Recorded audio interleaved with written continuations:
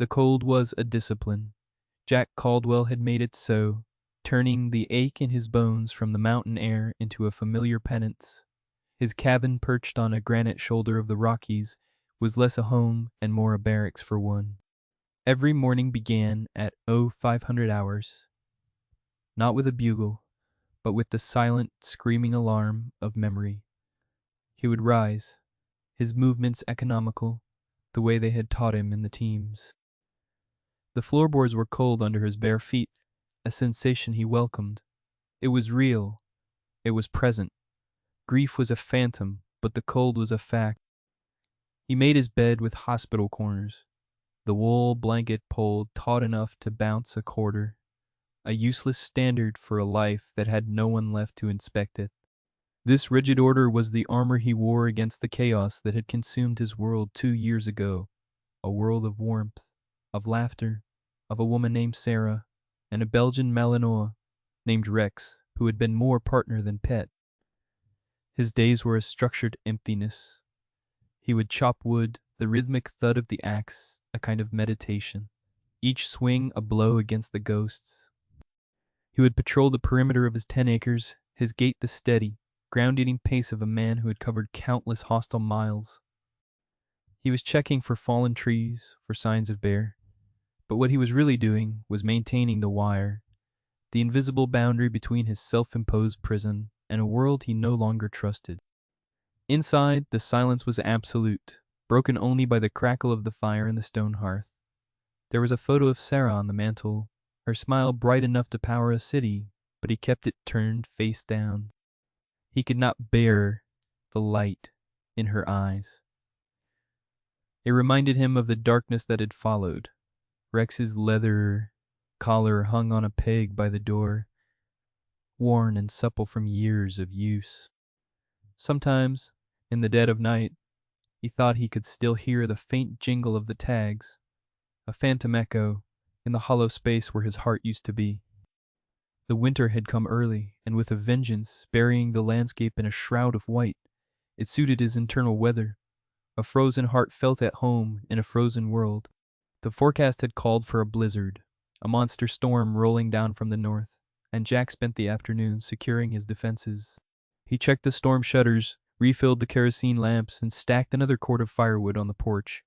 The wind was beginning to keen through the pines, a low, mournful sound that vibrated in his chest. It was the sound of loneliness made manifest. He was pulling on his heavy parka, preparing for one final check of the generator shed, when he heard it. It was not the wind. It was a sound so thin and fragile, it was almost immediately devoured by the gale. A whimper, he froze.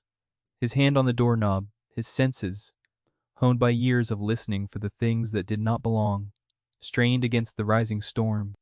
He told himself it was an animal, a fox, or a coyote caught in the open, not his concern.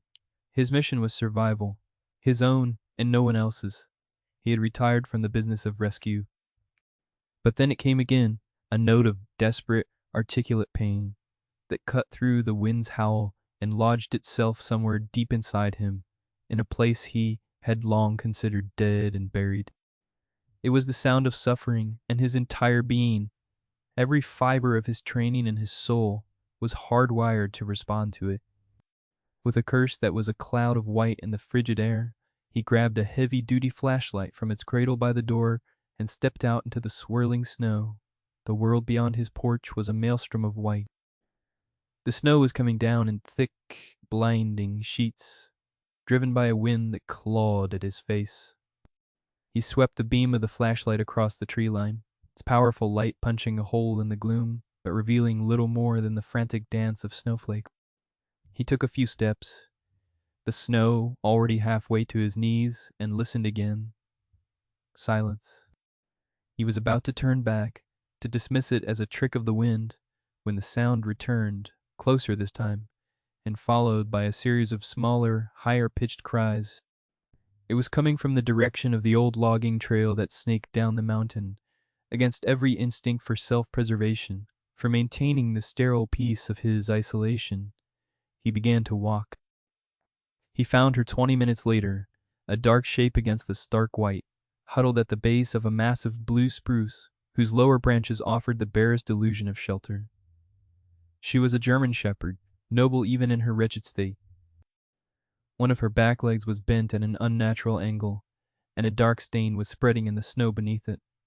Her magnificent coat was matted with ice and mud, but it was her eyes that stopped him. As he approached, she lifted her head, a low growl rumbling in her chest, a sound of pure, instinctual warning. But as the beam of his light fell upon her, the growl died. He saw no feral madness, no aggression. He saw an intelligence that was frightening in its clarity. He saw exhaustion, pain, and a desperate, silent plea. She was a soldier at the end of her tether, a mother defending her post to the last. Tucked beneath her, nestled into the warmth of her belly, were two small puppies, shivering violently. The sight broke through his defenses like a shaped charge.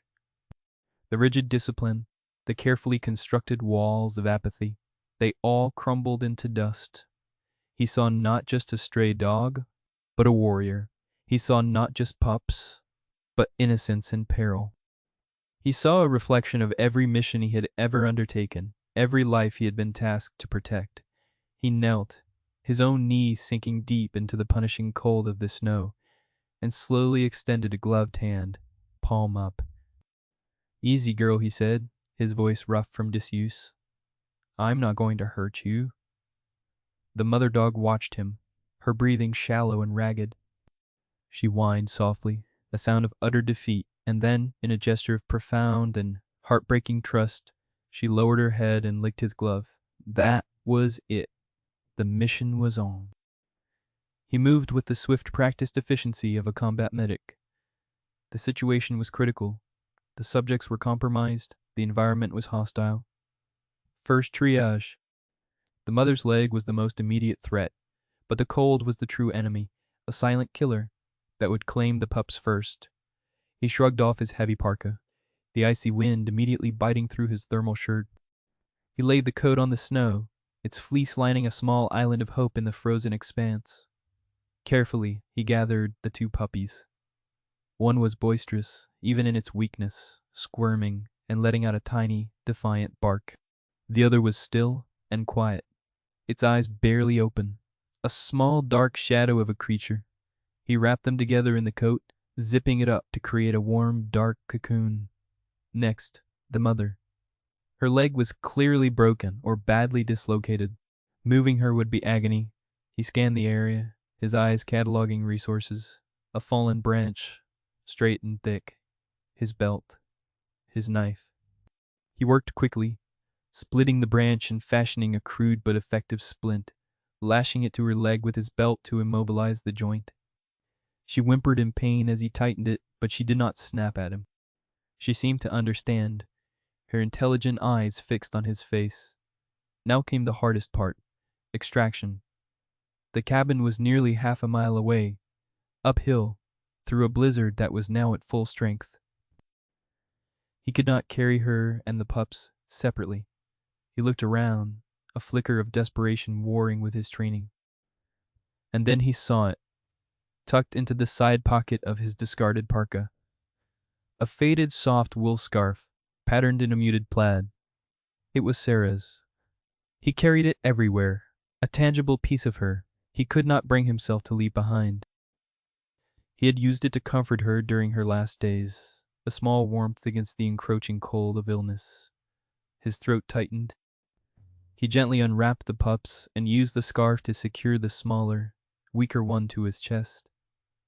Inside his shirt, a fragile life pressed against the steady beat of his own heart.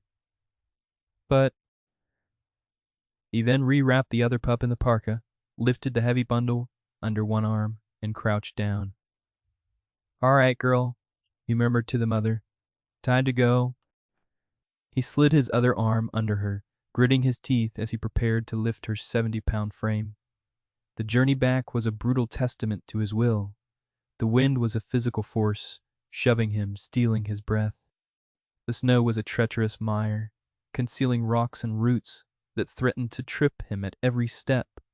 The mother dog was a dead weight, her pain radiating through him with every jarring step.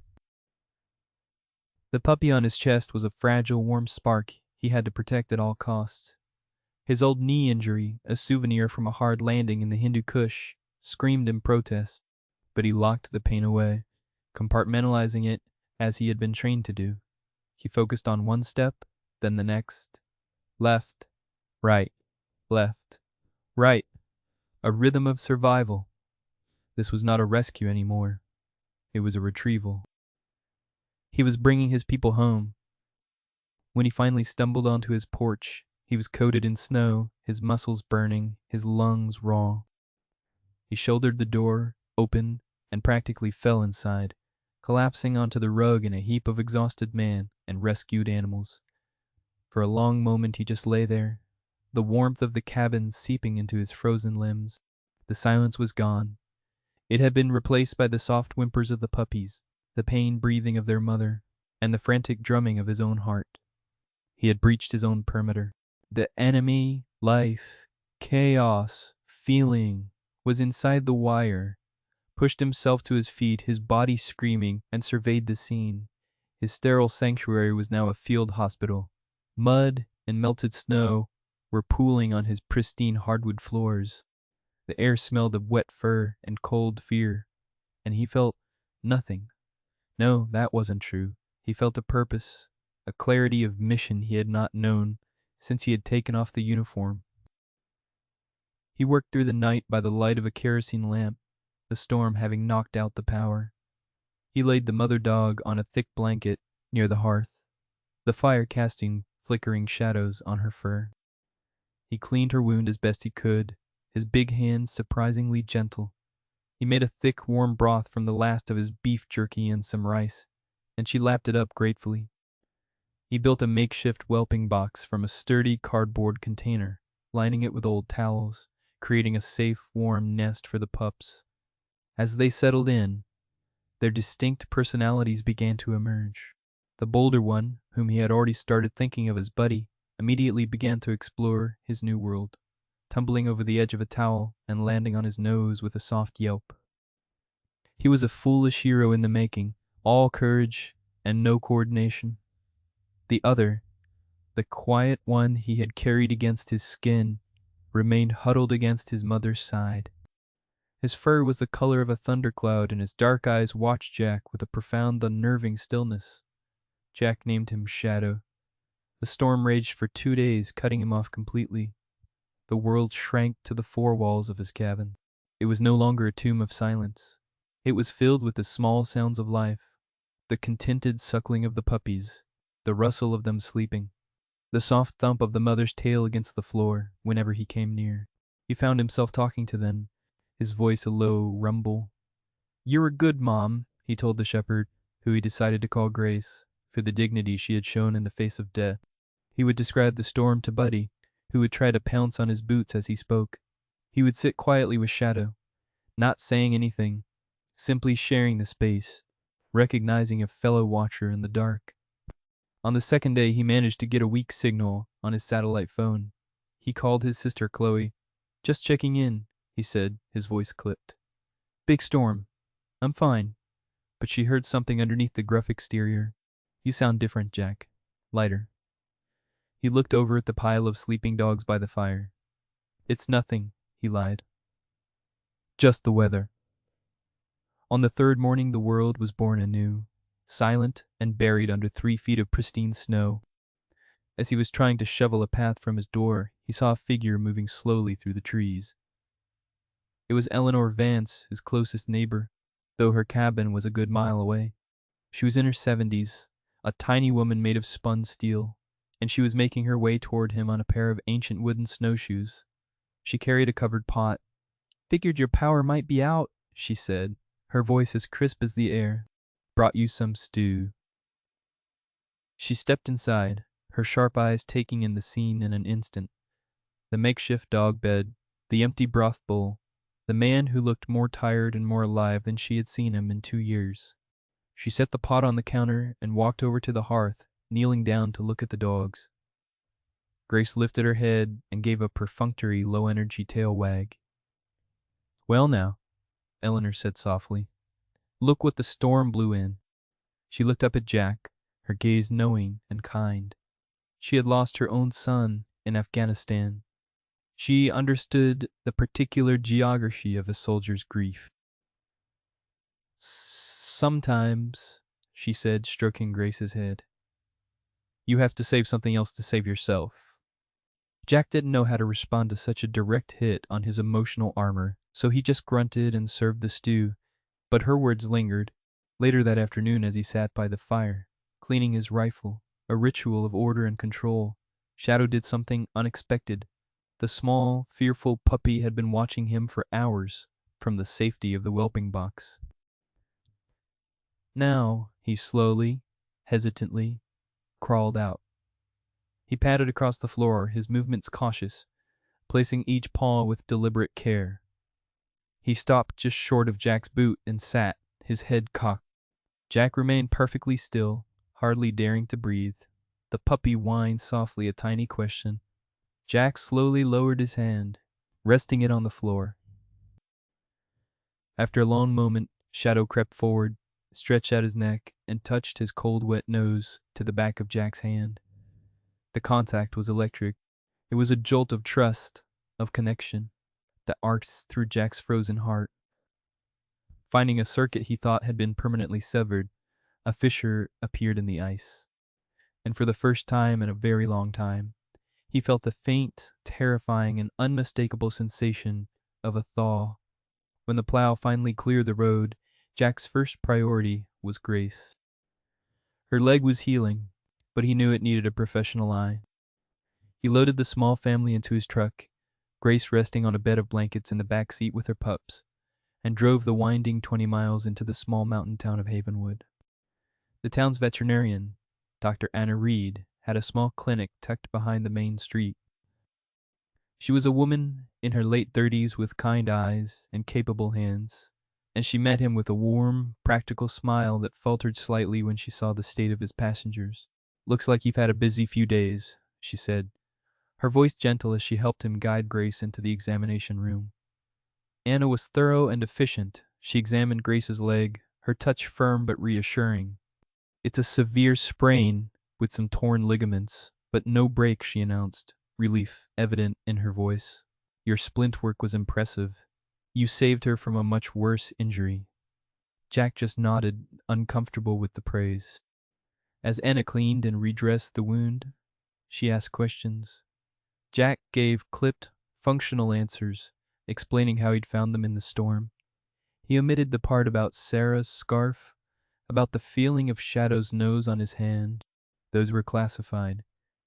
They were lucky you came along, Anna said, looking at him with an open curiosity that made him feel exposed. She then did what he had been dreading. She pulled out a scanner, just have to check for a microchip. It's protocol. The scanner remained silent. No chip, no owner. Anna's professional demeanor became tinged with regret. Without a chip or tags, they're officially strays, Jack. The law is very clear. I have to report them to County Animal Control. They'll have to go to the shelter for a mandatory holding period to see if an owner comes forward. The words hit Jack like a physical blow. The shelter, cages, the separation of this family he had just risked his life to unite. The image of Shadow, terrified and alone in a concrete run, flashed in his mind. A cold, possessive fury, an emotion he hadn't felt in years, surged through him. It was the righteous anger of a commander whose unit was being threatened. No, he said, the single word hanging in the sterile air of the clinic, like a grenade with the pin pulled. Anna looked taken aback by the force in his voice. I'm sorry, Jack. I don't have a choice. It's the law. The shelter is overcrowded, but they do their best. They're not going to a shelter, he stated, his voice low and absolute. He looked at Grace, who was watching him with those intelligent, trusting eyes. He looked at Buddy, who was trying to chew on the leg of the examination table, and at Shadow, who was pressed tightly against his mother's side. They're my responsibility. They're staying with me. The word family was on the tip of his tongue, a foreign, dangerous word, but he couldn't bring himself to say it. Not yet, but the declaration had been made. He had drawn a line in the sand. Anna saw the flinty resolve in his eyes, the unshakable certainty of a man who had made life or death decisions before and was making one now. The holding period is 10 days, she said softly, bending the rules as much as she dared. I'll file the report at the end of that. It gives you some time. Maybe you can work something out. She knew she was sending him into a fight with a bureaucracy that had no heart, but she also saw that this wounded man had finally found something worth fighting for. The 10 days were a strange, unsettling truce with the world. Jack tried to maintain his old routines, but they were constantly being disrupted by the happy chaos of the puppies. Buddy discovered the joy of unspooling an entire roll of paper towels, while Shadow found a quiet spot under Jack's writing desk from which to observe the world. Jack found himself on the floor more often than not, rolling a ball for them, his deep voice murmuring encouragement. He was teaching them, but they were teaching him more. They were teaching him how to live in the moment, how to accept simple, uncomplicated affection. Grace healed quickly under his care, and soon she was able to put weight on her leg, following him from room to room like a loyal shadow, her tail giving a soft, steady thump, thump, thump against the door frames. The cabin was no longer a fortress. It was a home, messy and loud and warm.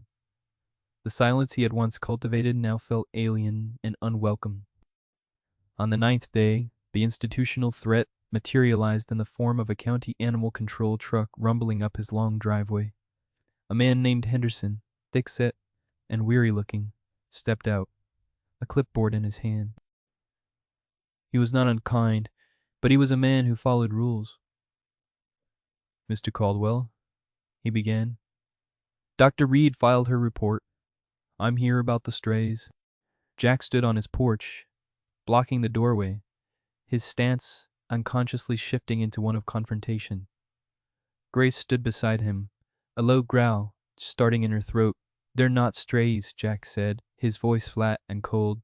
"They're mine." Henderson sighed, a man who had heard this 1,000 times. "Sir, there's a procedure. They have to be assessed at the shelter. If no one claims them, you can fill out adoption paperwork, but the mother and pups will likely be separated to improve their chances." "That's not happening," Jack interrupted. The man was speaking of logistics, of protocols. He was not speaking of the way Shadow trembled in his sleep, or the way Buddy launched himself into Jack's arms every morning as if it were the greatest reunion in history. Their standoff was interrupted by a sudden commotion. A deer, startled by the truck, had bounded out of the woods and across the yard. The puppies, who had been playing near the porch steps, reacted instantly. Buddy, the foolish hero, gave a valiant squeaky bark and charged after the massive animal. But Shadow, the watchful soul, was paralyzed by fear. The sudden movement, the sheer size of the deer, it was too much. He bolted in the opposite direction, a streak of black fur disappearing into the dense, snow-laden forest that bordered the property. "Shadow!" Jack yelled, his heart seizing in his chest. Grace whined in distress, looking from Jack to the woods where her puppy had vanished. The sky, which had been a clear, cold blue, was beginning to fill with ominous gray clouds. The weather report had called for another squall, moving in by nightfall. The ticking clock had just been reset, and this time, the stakes were life and death. Without a second thought for Henderson or his clipboard, Jack took off, plunging into the woods. "I'll be back for them tomorrow," Henderson called after him, his words swallowed by the trees. Jack didn't hear him. All he could hear was the frantic pounding of his own blood in his ears. He was back on a mission, but this was different. There was no detachment, no professional calm. This was raw, primal fear. He was not a soldier recovering an asset. He was a father searching for his son. He moved with a speed and agility that belied his years, his eyes scanning the snow for the small, panicked tracks. The forest was a labyrinth of white and shadow, the familiar terrain made treacherous by the deep snow. His knee began to throb, a dull, insistent ache that quickly sharpened into a hot spike of pain. He ignored it, pushing deeper, his voice hoarse from calling the puppy's name. Shadow, come on, boy. It's okay. He found the tracks leading toward Raven's Gulch, deep ravine carved into the mountainside. The wind was picking up, whipping snow from the branches and obscuring his vision. The temperature was dropping fast. He knew the puppy wouldn't last long out here. A new wave of fear, cold and sharp, washed over him. This was how he had lost Rex, not to a bullet, but to a hidden IED on a dark road in Kandahar. One moment his partner was there, trotting ahead, and the next only silence and a cloud of dust. The memory which he had suppressed with brutal efficiency for years came roaring back. He would not fail again. He would not lose another one. He finally heard it, a faint, terrified whimpering, carried on the wind. It was coming from below.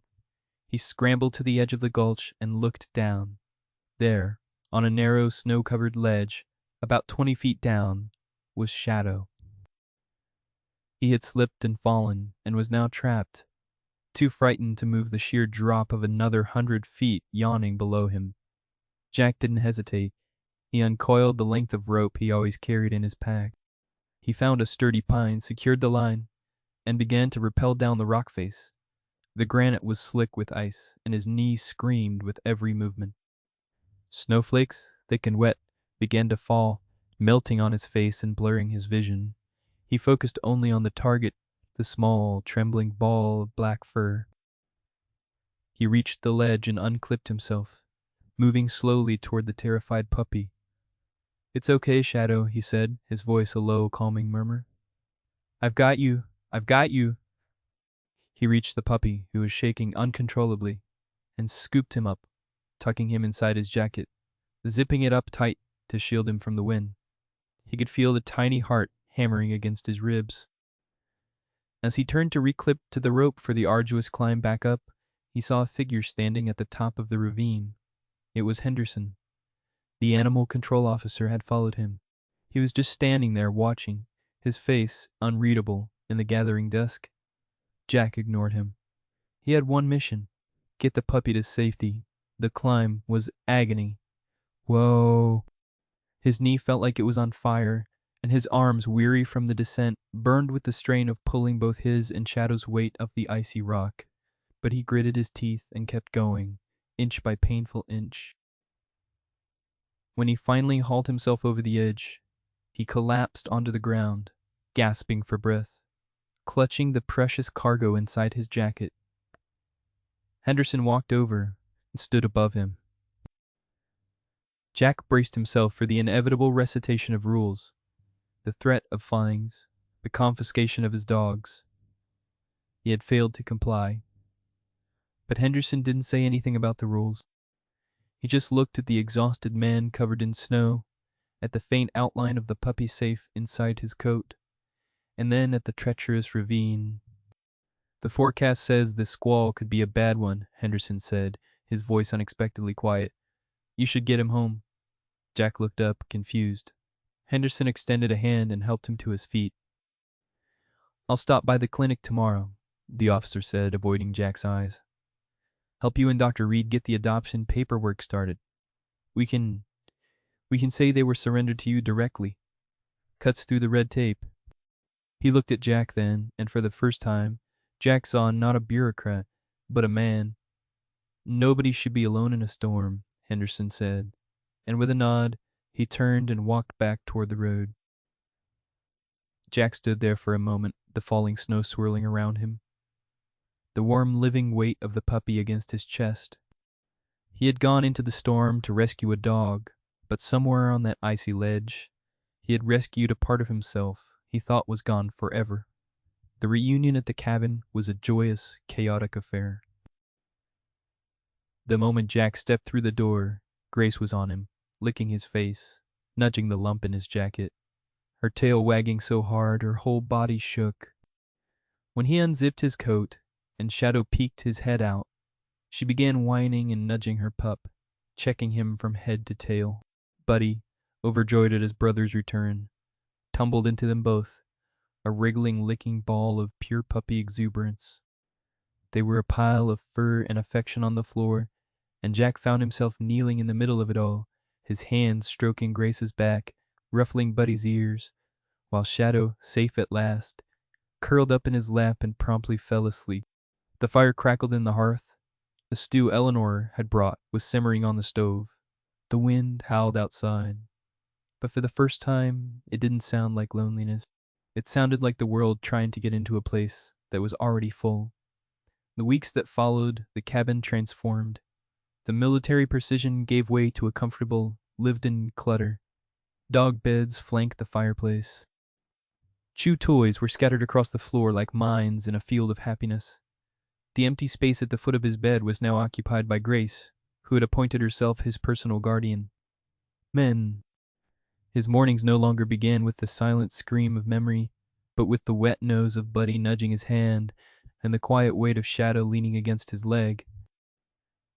The photo of Sarah on the mantel was now turned to face the room, her bright smile seeming to approve of the beautiful chaos that had taken over her husband's life. He found he could look at it without the crushing weight of loss. Now it was a warm, bittersweet ache, memory that coexisted with the vibrant present. He had a new mission. Working with Anna, he used a portion of his military pension to start a small foundation, the Havenwood Paws Project, dedicated to providing emergency medical care and shelter for strays found in the remote mountain areas. His cabin became the unofficial headquarters and recovery center. Henderson would call him directly now, when a case came in that was too difficult or remote for their limited resources. Jack would go out, in any weather, using his skills not for war, but for mercy. He was saving lives again, one frightened, lost soul at a time. Eleanor became a fixture, a sort of den mother to the project, always ready with a hot meal, medical supplies, or a piece of quiet, unshakable wisdom. She, Jack, and Anna formed an unlikely, unspoken family, bound by a shared purpose.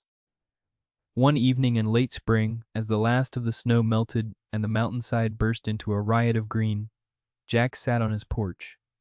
The sun was setting, painting the peaks in hues of orange and purple. Grace rested her head on his knee, her eyes half closed in contentment. Buddy was engaged in a heroic and entirely unsuccessful battle with a large June bug on the porch steps. Shadow sat beside Jack's chair, his body pressed firmly against his leg, a silent, constant reassurance of his presence. The air was warm and smelled of pine and damp earth. Jack reached into the pocket of his jacket and pulled out an old, worn harmonica. It had been Sarah's favorite. He hadn't played it since she died. He brought it to his lips, and after a moment's hesitation, he breathed a single clear note into the evening air, then another, and another, until a simple, soft melody drifted out over the valley. It wasn't a sad song. It was a song of peace, of a long winter finally over. As he played, a genuine, unforced smile touched his lips. The soldier had come home. The rescuer had been rescued. And the fortress of his heart, once locked and barred, was finally, irrevocably open. Open.